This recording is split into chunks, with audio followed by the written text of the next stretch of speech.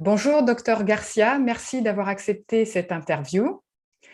Quand on recherche des informations sur le sujet des produits de la ruche appliqués aux animaux, il y a deux spécialistes français qui ressortent.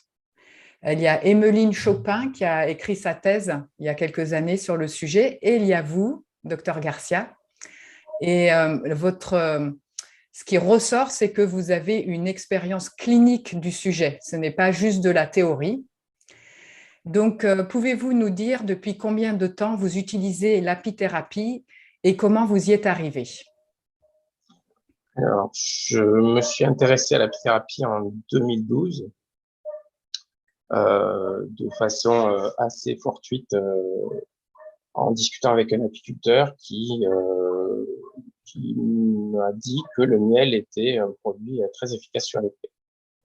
Donc, ça m'a interpellé et le week-end suivant, j'étais de garde et j'ai vu un chat qui avait une plaie autour du cou suite à un collier trop serré. Et je me suis dit, tiens, ben, je vais essayer. Et j'ai eu un résultat extraordinaire. Donc, j'ai essayé de façon objective, c'est-à-dire que j'ai pris des photos avant, après, Mmh. et j'ai jamais eu un tel résultat sur une plaie. Donc, ça m'a titillé et je me suis penché sur le sujet. J'ai fait un petit peu de recherche bibliographique. Je suis tombé sur le site de l'association francophone d'apithérapie qui organisait une formation, un module médical le mois qui suivait. Ouais. Et donc, je me suis inscrit. Ça m'a permis de rencontrer des gens très intéressants. Et donc, j'ai continué à soigner des animaux avec les produits de la ruche en essayant j'avais pas mal de difficultés pour trouver des produits de qualité. Et en échangeant avec les gens de l'association francophone d'apithérapie, j'ai pu me procurer des produits de qualité, affiner mes protocoles. J'ai continué à me former. Je suis devenu un membre actif de l'association francophone d'apithérapie, puisque j'en suis maintenant le vice-président. Ah oui. Et je suis chaque jour émerveillé par les résultats que j'obtiens et interpellé aussi, bien sûr, parce que ça, c'est étonnant ça fasse pas plus de bruit et parce que même chez l'homme, les résultats sont assez extraordinaires. Oui, voilà. Et au D'ailleurs, niveau international, j'ai participé à pas mal de conférences. On a formé un groupe de vétérinaires à travers le monde. Et maintenant, je suis aussi membre du comité vétérinaire d'apithérapie d'Apimondia, qui est l'association mondiale des apiculteurs. et comment est-ce que l'apithérapie est perçue par vos collègues dans le milieu vétérinaire? Alors, bah, c'est un petit peu mitigé. Enfin, les vétérinaires, dans l'ensemble, sont euh, assez intéressés aux produits naturels. Ils ont pris conscience que on avait besoin de trouver des alternatives au traitement Mmh. d'antibiotiques. Euh, Plus que, enfin, je trouve on est plus réactif que nos confrères humains qui sont un petit peu plus resserrés dans un carcan légal pour Mmh. utiliser les produits. Et, euh, et nous, on a aussi un autre impératif, c'est un impératif économique. Et parfois, les produits de la ruche sont moins chers en traitement que les produits humains. Et donc, quand vous avez une consultation, vous proposez à la personne, on peut faire avec les produits de la ruche ou d'une manière plus conventionnelle ou comment vous Bah, présentez? ça dépend un petit peu des cas. En fait, pour les plaies, maintenant, j'ai converti tous mes confrères pour l'utilisation du miel sur les plaies, du propos-miel sur les plaies. Mhm. Euh, pour moi, personnellement, j'utilise plus du tout d'autres techniques pratiquement pour traiter les plaies. Pour les autres problèmes pathologiques, bah, ça dépend du problème et euh, et en fait souvent donc soit les gens sont très très sensibilisés au fait d'utiliser des produits naturels, soit ce sont des gens qui ont déjà eu, qui ont vu beaucoup de vétérinaires, qui ont eu un peu une errance médicale, on va dire, et qui atterrissent là. Et donc, je leur propose autre chose que ce qui leur a été proposé jusqu'à maintenant, et parfois avec succès, parfois pas, mais parfois avec succès. Oui. Voilà. Alors, plus on lit sur le sujet, plus on a l'impression que le miel et la propolis, entre autres, sont une vraie panacée. Pouvez-vous nous dire quels sont les remèdes principaux que vous utilisez, vous, dans votre pratique? Alors, la difficulté majeure, c'est la disponibilité des produits de qualité, testés, sourcés. Et donc, les principaux produits utilisés, ce sont le miel et la propolis. Enfin, moi, j'utilise principalement le miel et la propolis. En fait, dans une ruche, vous avez 6 produits globalement. Vous avez 3 produits qui sont transformés et 3 produits qui sont sécrétés. Les produits transformés, ce sont le miel, le pollen et la propolis. Les produits sécrétés, ce sont la gelée royale, le venin et la cire. Avec ça, les abeilles, elles font tout, ou quasiment tout. Elles soignent tous leurs remèdes, tous leurs maux. Elles ont inventé des techniques de stérilisation de la ruche. Elles ont inventé des techniques des antiviraux, des antibactériens, des anti-inflammatoires. En fait, elles sont à la base de ce que essaye de faire l'homme aujourd'hui, c'est-à-dire l'aliment santé, qui en fait va empêcher les maladies d'apparaître. Globalement, c'est ça. Et donc, pour nous, en tant que praticiens, en théorie, on pourrait tout utiliser. Sauf que la gelée royale, c'est un produit qui est assez coûteux, qui est d'une conservation fragile. Si on veut l'utiliser de façon avec une date de péremption qui est courte, même s'il semblerait que la gelée royale lyophilisée ait des activités similaires, mais il faut trouver des gens qui arrivent à la transformer en France. En Europe de l'Est, c'est fait déjà, mais en France, c'est pas fait. Les gelées royales qu'on trouve, il y a beaucoup de gelées royales qui sont d'origine chinoise, donc on ne connaît pas du tout la qualité. Et souvent, c'est une qualité qui laisse à désirer. Ce sont des produits qui ont été congelés, décongelés, recongelés. Donc, on peut se poser la question de leur efficacité réelle. Il y a le groupement des producteurs français de gelée royale qui fait des produits de qualité avec un cahier des charges, mais c'est pas disponible partout. Enfin, faut faire un gros travail de recherche pour trouver de la gelée royale disponible. Le venin d'abeille, il y a 2 techniques pour l'utiliser. Soit vous utilisez l'abeille elle-même, soit vous utilisez du venin récolté. Et là, c'est pareil. Les gens qui sont spécialistes du venin avec des techniques correctes, c'est en Hongrie. Il faut le faire venir de Hongrie. Ah oui. Donc, c'est pas trop légal, mais il faut le faire venir de Hongrie. Sinon, il faut utiliser des abeilles pour piquer. Oui. Des techniques d'apiculture, je l'ai fait, ça donne des résultats intéressants. La cire, bon là pareil, il faut trouver de la cire de qualité. C'est pas trop utilisé comme principe actif, c'est plutôt utilisé comme excipient pour mélanger les produits actifs. Donc la propolis, là aussi, vous trouvez tout et n'importe quoi sur le marché. Donc il faut des critères de concentration, d'origine, de dosage des résidus. Le miel, c'est un petit peu pareil. Et le pollen frais, à l'heure actuelle, il n'y a qu'un seul fabricant français qui en commercialise. Bon, ils sont un petit peu, l'entreprise a été rachetée plusieurs fois, donc les critères de qualité ne sont pas forcément au rendez-vous à l'heure actuelle.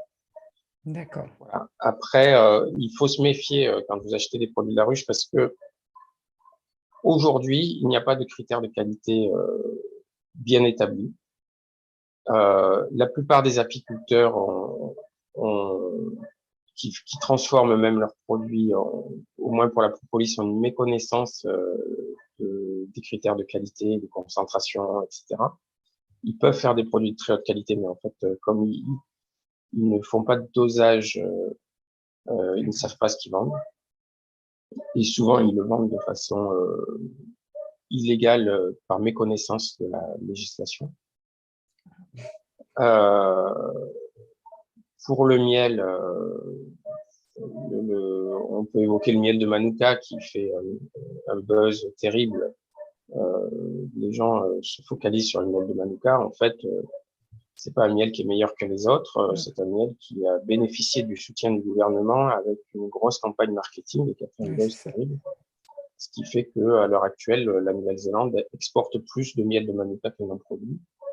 Donc là aussi, on peut se poser des questions sur la qualité des produits. Et ensuite, quand on compare les activités antibactériennes des différents miels, le miel de thym, le miel de châtaignier, etc., ont des activités bactériennes qui sont similaires au miel de Manuka sur au moins certains germes. Donc, ça sert à rien de faire traverser la planète à un miel qui est pas meilleur que les autres. D'accord. Mais justement, j'allais poser la question, donc vous avez répondu.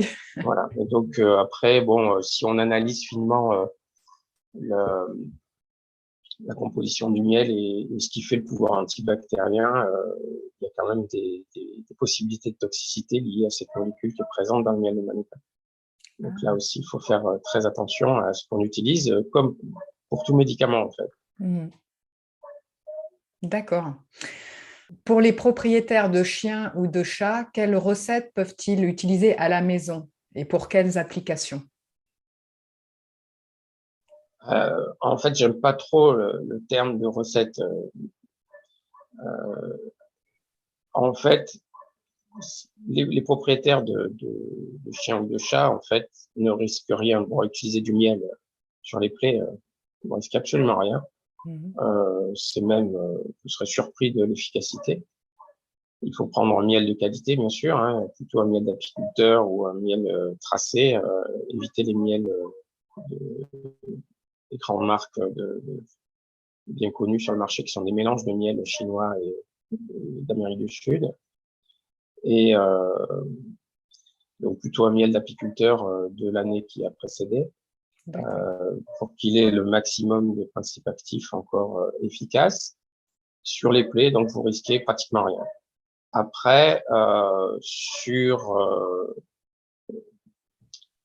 moi, ce que je pense, c'est qu'il faut essayer d'échanger avec son vétérinaire et de voir ce qu'ils peuvent donner en fonction de la pathologie que présente l'animal, en complément, que ce soit de l'apithérapie ou un autre complément naturel, s'ils veulent utiliser un complément naturel, et qu'il faut qu'ils gardent à l'esprit que quel est leur but en fait.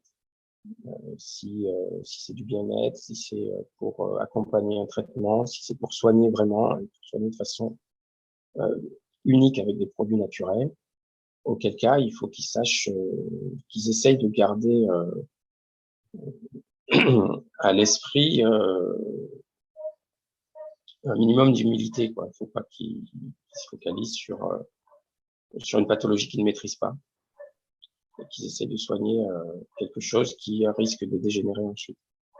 Donc, c'est plutôt la réserve que j'aimais d'emblée, mais quelle que soit la médecine naturelle qui va être utilisée. Oui.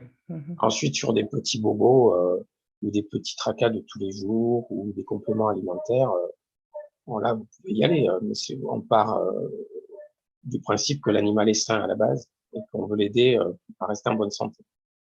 En quel cas, des cures de pollen frais, par exemple, peuvent être intéressantes.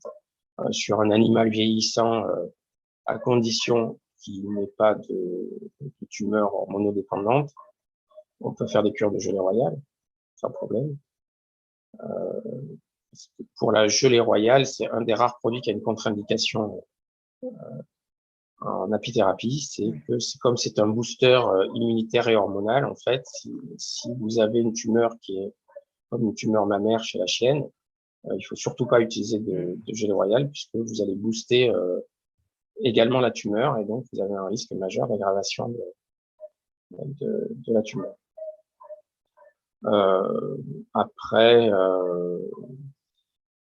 bon, les petits tracas digestifs, etc. La propolis est intéressante et le pollen aussi puisque ça a un effet probiotique et prébiotique très important et très intéressant. Donc là aussi. Et alors, quelles sont les conditions d'utilisation, du coup, pour les petits tracas digestifs? Alors, pour le pollen, en fait, c'est du pollen frais qu'il faut utiliser, frais surgelé. Donc, ça se donne par voie orale. C'est mélangé à la nourriture. C'est très facile à donner. C'est pas très appétant pour l'homme, mais encore que certains pollens ont un goût très agréable. Mais vous pouvez très bien le mélanger à la nourriture classique de l'animal et ça pose pas de problème. D'accord. Pour la propolis, il existe une forme qui n'est pas toujours disponible, qui est une forme de propolis concentré en principe actif, qui est en poudre et qui se donne en gélule. Donc là aussi, c'est très facile. Il suffit de trouver les gélules adaptées à la taille de l'animal. Donc c'est un petit peu plus compliqué. Moi, je les fabrique pour que ce soit faisable sur les chats ou les chiens, les petits chats. Et voilà. Est-ce qu'il y a sous forme d'extrait de Alors, sous propolis? forme d'extrait hydroalcoolique, c'est un petit peu plus compliqué parce que ça contient de l'alcool. Quand vous donnez un extrait hydroalcoolique à un chat, vous avez immédiatement une salivation très très très intense qui se produit. Il supporte pas très bien, c'est pas très agréable pour lui. Donc vous allez réussir une fois, mais pas deux.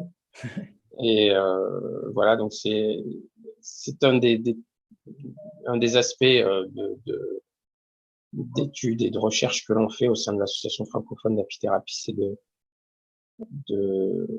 faire en sorte que les produits soient transformés dans une forme galénique adaptée à l'usage qu'on veut en faire et que cette forme reste efficace, c'est plus difficile. Parce que si vous regardez les publicités que l'on voit maintenant, vous avez des tas de produits qui sont à base de miel, à base de propolis, mais on n'a aucune idée de la façon dont c'est transformé. D'accord. Y compris chez l'homme, hein, d'ailleurs. Hein. Y compris chez l'homme, avec des laboratoires qui peuvent avoir une certaine aura. D'accord. Y a-t-il des contre-indications, par exemple un risque d'allergie ou alors le taux de glucose pour les chiens ou les chats ou des limites d'utilisation?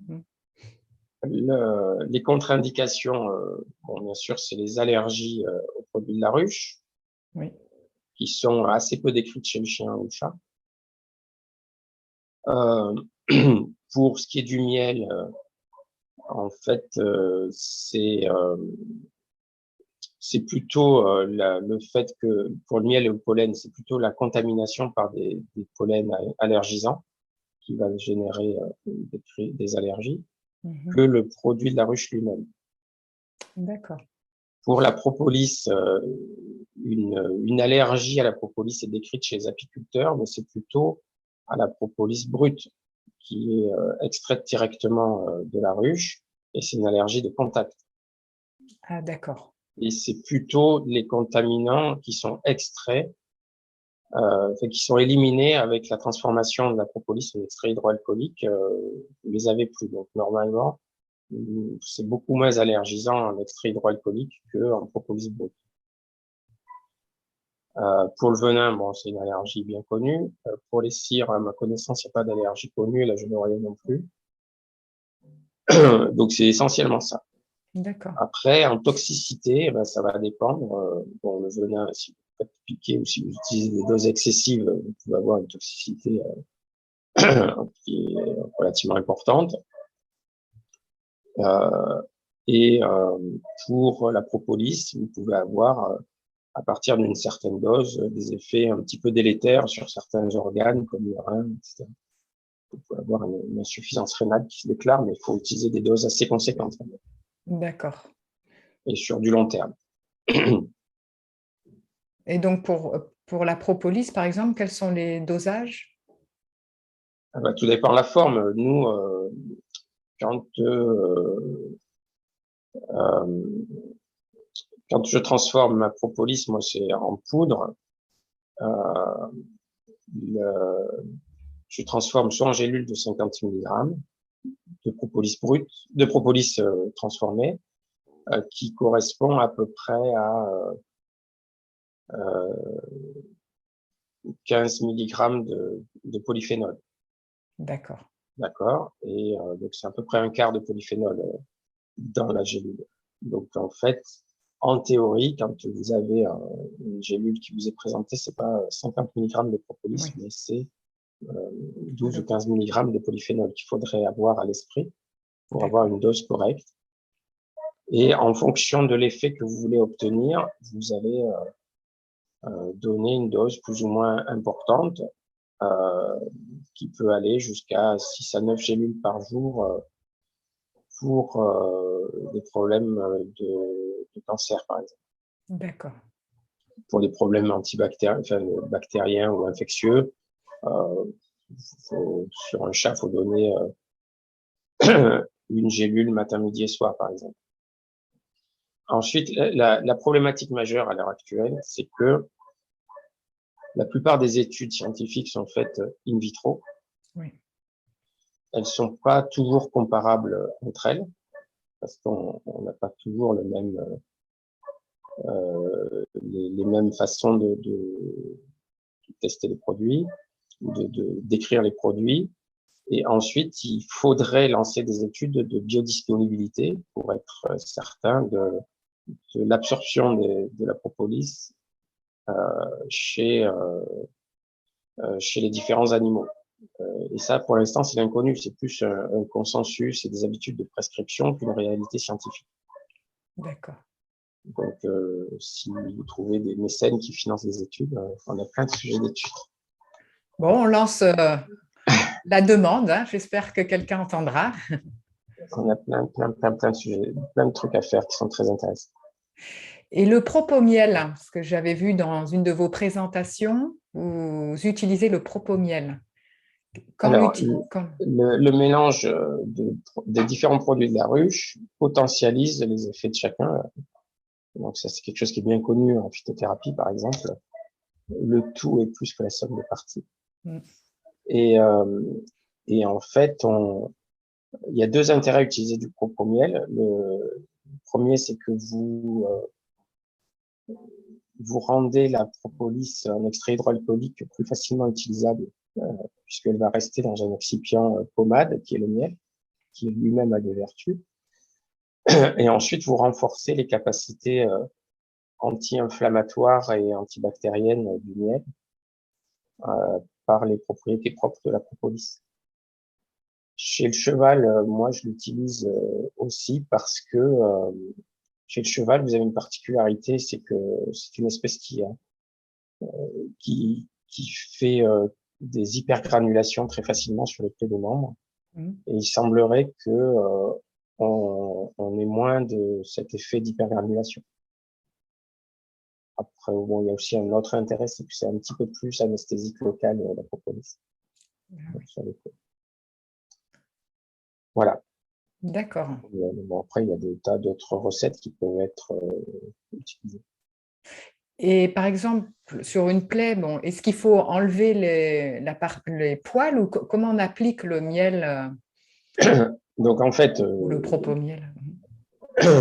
Bon, à l'occasion, je pourrais vous faire une présentation sur l'utilisation de ceux que j'utilise moi sur les plaies. Oui. Les règles de base sont les mêmes, quelle que soit la façon dont vous décidez de traiter la plaie. C'est-à-dire qu'il faut d'abord nettoyer, donc tondre pour les animaux qui sont très poilus, enlever toutes les saletés en rinçant avec du sérum physiologique. Et puis, c'est à partir de ce moment-là où vous allez utiliser votre produit thérapeutique, quel qu'il soit. Donc, quand vous utilisez le miel, vous l'appliquez directement sur une peau, sur une plaie nettoyée. D'accord. Autant que faire se peut. Maintenant, quand vous avez des plaies qui sont très, très, très souillées, vous pouvez pas les nettoyer au départ entièrement. Donc, quand vous mettez le miel, en fait, comme c'est un produit qui est très absorbant, ça va favoriser l'élimination des produits nécrosés, des saletés, etc.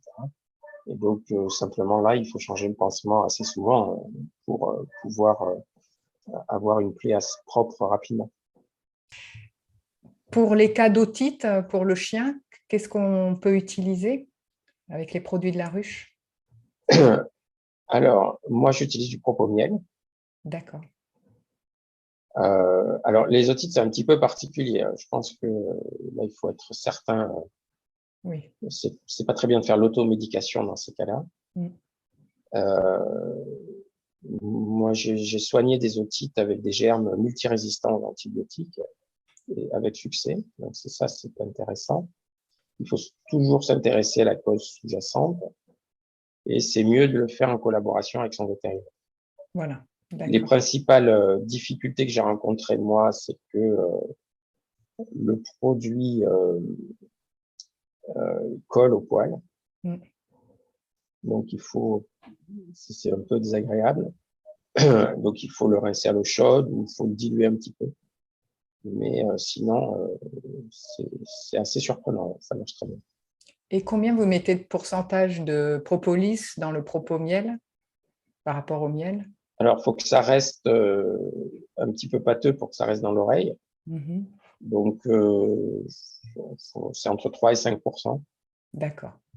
Et je suis allé jusqu'à 10, mais après, ça fait un produit un petit peu trop liquide. Et il faut faire. Bon, j'ai eu 2 cas de réaction un petit peu d'érythème sur le pavillon, sur certains chiens, mais c'était des otites un peu particulières, donc, sur des chiens allergiques déjà. Oui. Donc, voilà. Vous dites que c'est très important de choisir des produits de qualité. Donc, est-ce que vous pouvez nous en dire un petit peu plus sur le choix, la sélection? Alors, au sein de l'association francophone d'apithérapie, on a lancé un gros travail qui est plus ou moins, enfin, qu'on reprend, qui est plus ou moins suspend de temps en temps, etc., parce que c'est vraiment un très, très gros travail. On essaye de mettre en place un label de qualité de produits de la ruche à visée apithérapeutique pour décrire en fonction des propriétés qui sont avancées ce qu'il faut avoir comme propriété. Parce que n'importe qui aujourd'hui peut dire ben, mon miel est cicatrisant. Par contre, on va pas avoir de données sur la conservation, la production du miel, le fait que ce soit exempt de pesticides, etc., si ce n'est les critères qui sont demandés pour l'alimentation. En fait. Donc, en fait, on essaye de mettre en place ce label de qualité. D'accord. Qui s'appelle Apical. Mais c'est un très, très gros travail et on a tous du travail par ailleurs dans notre vie professionnelle de tous les jours. Ce qu'il faut regarder, c'est il faut pas hésiter à discuter avec l'apiculteur pour savoir ce qu'il vend ou avec le vendeur. Le revendeur, s'il connaît réellement ce qu'il vend, et vous vous rendrez compte que même des magasins bio, etc., ne savent absolument pas l'origine de leurs produits. Il faut garder un sens critique. Si c'est un produit d'origine chinoise ou d'origine inconnue, vous oubliez. Si c'est des mélanges de miel, vous oubliez. Si idéalement, il faudrait avoir pour la propolis des concentrations en polyphénol. D'accord. Voilà, ce qui n'est jamais donné. Très rarement, en fait. Très, très rarement donné. Et méfiez-vous des produits bio aussi, qui sont pas forcément dénués de toxicité pour certains, notamment pour un des fabricants de propolis présent sur le territoire national, qui communique beaucoup, qui sont des très très bons communicants, mais ils ont des produits qui sont toxiques. Bon. Donc ça laisse perplexe, mais, oui. mais aujourd'hui, il n'y a pas de critères de qualité Bon, peut-être que j'essaierai de vous conseiller un fabricant, vous pouvez le mettre sur votre site, mais voilà. D'accord. C'est ça qui est difficile, en fait. Oui, C'est ça qui est très, très difficile. d'accord. Alors, là, on va parler plus environnement. Donc, on entend parler du déclin des ruches dû aux pesticides et aux parasites. Est-ce que si l'on puise plus dans les ressources, est-ce que ça ne risque pas d'affaiblir encore plus les ruches? Alors, pas vraiment. En fait, bon, quand je me suis intéressé à l'apithérapie, j'ai voulu comprendre comment les abeilles fabriquaient les produits. Mhm. Donc, j'ai fait un DIE de pathologie apicole et d'apiculture à l'école de Nantes. Et, et là, j'ai découvert la filière apicole. En fait, la filière apicole est orientée pratiquement uniquement sur la production de miel de bouche, c'est-à-dire qui sert à l'alimentation humaine. Les apiculteurs, quand vous discutez avec eux, beaucoup d'apiculteurs ne se diversifient pas. Ils font soit du miel, soit de la pollinisation, et c'est tout. Oui. Quelques apiculteurs font de la gelée royale, et ils ne cherchent pas du tout à produire autre chose. Si vous comparez la filière apicole aux autres filières animales, comme les vaches laitières par exemple, en fait, il y a une course à la production qui est liée à la concurrence des autres produits, des autres pays du monde. Mm. Et en fait, les apiculteurs sont obligés d'augmenter leur nombre de ruches parce qu'il y a justement une baisse de production par ruche, puisque les abeilles ne trouvent plus de ressources alimentaires suffisantes. Et vous avez les apiculteurs sont obligés d'augmenter leur nombre de ruches pour produire toujours plus et à moindre coût. Donc en fait, c'est un cercle infernal et donc ils travaillent de plus en plus avec un revenu qui est de plus en plus faible. Si on développe une Filière? filière apithérapie médicale, on va avoir besoin de produits de très haute qualité D'accord. avec et donc du coup qui vont être beaucoup plus valorisés d'un point de vue financier pour l'apiculteur et donc en fait avec moins de ruches il va avoir un revenu largement supérieur pour une charge de travail qui va pas forcément être supérieure, voire qui va sans doute même être moins importante. Donc de ce côté-là en fait on va mieux soigner les ruches. D'accord. Si on prend l'exemple de la Nouvelle-Zélande, en fait, il y a un tel engouement pour le miel de Manuka qu'ils plantent du Manuka de partout. Ils ont développé des formations pour les apiculteurs, pour faciliter l'installation d'apiculteurs. Il y a des ruches de partout en Nouvelle-Zélande. Et donc, ça, au contraire, ça booste la filière apicole avec et vraiment et ça booste l'environnement puisque on a besoin pour avoir des produits d'apithérapie de qualité d'avoir un environnement qui est relativement protégé. Oui. À propolis par exemple, il faut des haies de peupliers, il faut des champs de peupliers, il faut des qui soient éloignés des sources de pesticides. Donc si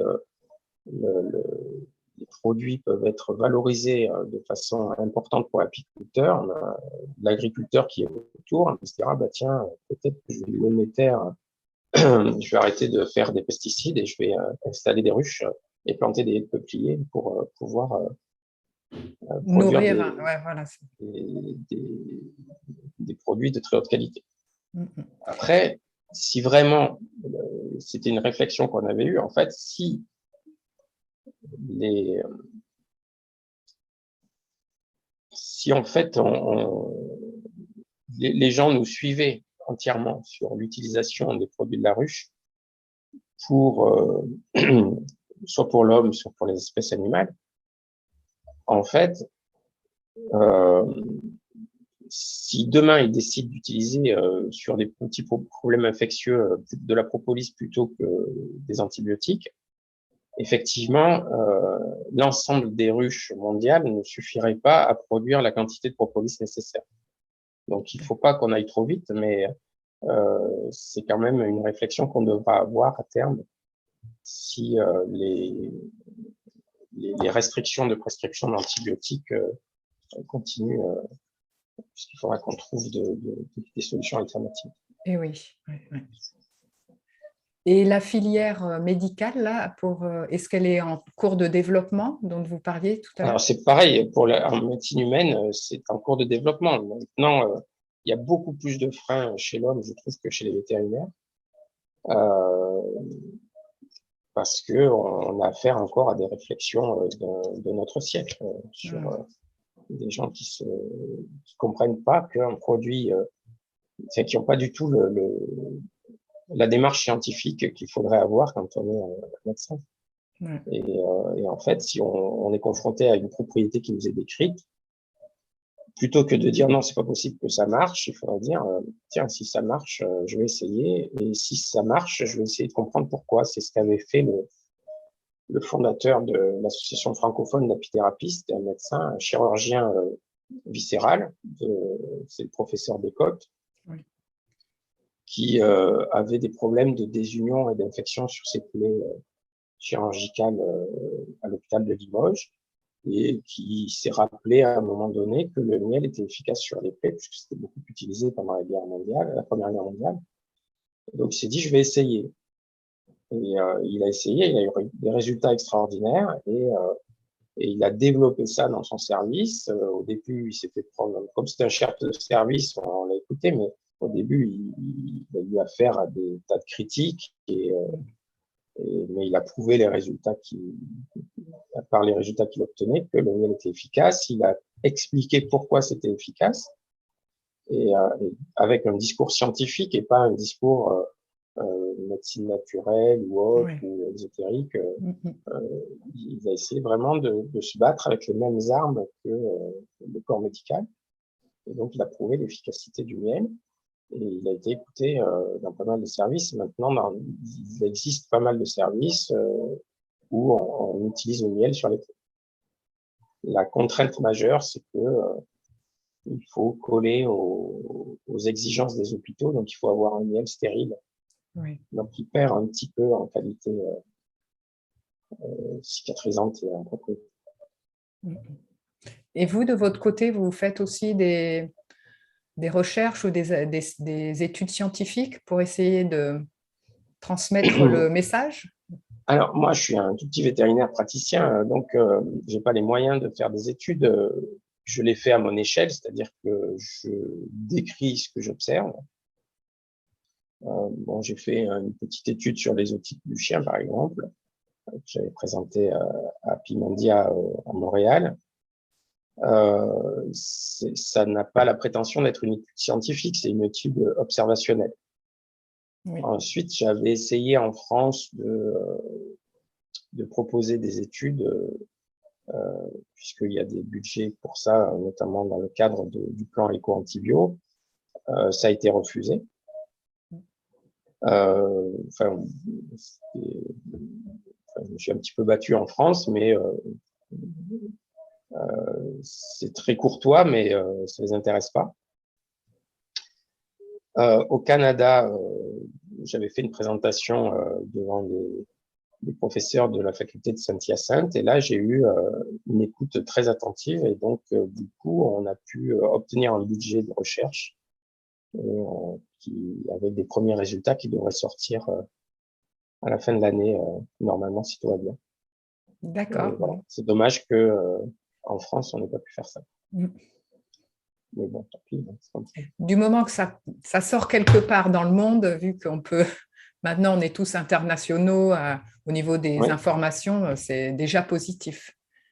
Ah oui, c'est déjà positif, c'est sûr. Maintenant, c'est dommage que, en fait, partout dans le monde, l'apithérapie est en train de... Bon, déjà, c'était une médecine traditionnelle en Turquie, dans les pays de l'Est et en Amérique du Sud. Donc, il y a pas mal de recherches là-dessus. Mais en Turquie, par exemple, ils ont ouvert une université d'apithérapie. En Slovaquie, je crois qu'il y a un gros centre d'apithérapie de recherche qui va ouvrir. Il y a des tas d'études sur partout dans le monde, sauf en France et en Europe. C'est dommage. C'est dommage, vraiment. Ouais. Surtout dommage, qu'il y avait des vraiment, spécialistes. il y a des spécialistes en France et le problème, c'est que c'est peut-être la France qui parle, qui crie le plus fort que les abeilles sont en danger, mais une des façons de les sauver, c'est de leur donner, plutôt que de dire oh là là, je vais aider les abeilles, etc., je vais mettre des ruches dans mon jardin, plutôt qu'il faudrait plutôt valoriser les produits de la ruche dans une réalité économique. Et de toute façon, la réalité économique médicale fait que on sera obligé, comme on n'a pas on peut pas se permettre d'avoir des résidus de produits toxiques, de métaux lourds ou de pesticides, d'avoir des abeilles saines et dans un environnement de qualité. Oui. Donc, je pense que c'est la solution. D'accord. Où peut-on se former? J'ai vu que justement l'association francophone d'apithérapie proposait des formations. Oui, vous avez donc deux types de formations qui sont proposées par l'association francophone d'apithérapie. Une formation destinée au grand public. Donc, c'est le module général où vous allez apprendre les différents produits de la ruche et des soins familiaux. Et puis, un module médical pour les professionnels de santé qui est proposé. Ce sont des modules qui peuvent bénéficier d'un financement par les centres de formation, les organismes de formation, puisque l'association est agréée comme centre de formation. Ensuite, vous avez la deuxième promotion de naturopathe, apithérapie de bien-être qui va sortir, enfin la session va démarrer là en avril. D'accord. C'est à hier. Donc, pour ceux qui sont intéressés, ça peut être le cas. Ensuite, il faut suivre les différentes actualités au sein de l'association. Par exemple, l'association francophone d'apithérapie, c'est ouvert à tout le monde. Hein. On essaye Je mettrai le lien d'ailleurs. Ouais, on essaye comment dire, d'avoir quand même un très gros noyau de scientifiques pour crédibiliser la formation. Parce que le président, c'est un médecin allergologue, on a un dentiste, on a des pharmaciens, on a des naturopathes, des kinés, des infirmières, des vétérinaires qui sont présents, mais il y a des gens qui n'ont pas du tout de formation médicale, il y a des apiculteurs aussi, bien sûr, puisque c'est très important qu'on ait un lien entre les fabricants de produits et les utilisateurs pour qu'on parle le même langage et qu'on essaye de progresser ensemble sur les différents critères. Voilà. Et puis après, le public peut aussi en parler à ses référents, le médecin ou le vétérinaire, pour montrer que ça fonctionne. Donc, voilà. Tout à fait. Ouais.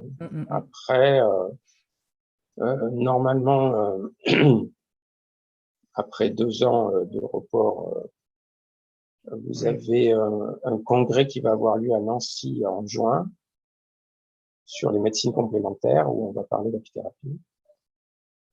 Et il y a des tas d'autres médecines complémentaires alternatives.